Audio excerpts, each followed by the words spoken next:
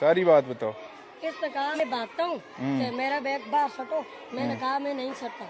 फिर मैंने आना बैग के सटे छोड़ा था पाली क्लास में, फिर मैं इसका बैग उठा कर इसकी डेस्क पर छोड़ा, फिर मैं से बाहर आया, फिर इसकी क्लास में ये बाहर जा गया था।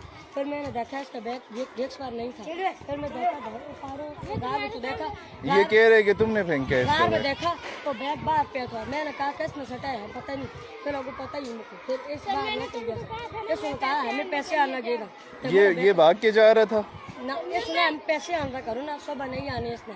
तो फिर बैग उसने छोड़ दिया, फिर बाहर देखा बैग बाहर पे हुआ था। फिर ये बात साहब ने इसको जंग कह दिया है सब। बैग फेंका किसने था? जी बैंक पता नहीं है, हमने छोड़ा तो क्या कर फेंक दिया बात।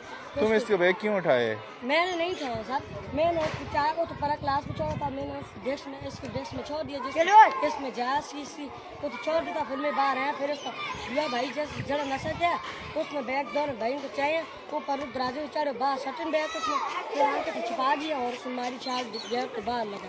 फिर वो भाग गया और उसका बैग जा था उसको नहीं था, फिर वो बैग थी यहाँ पर छपेगा जाई गया था।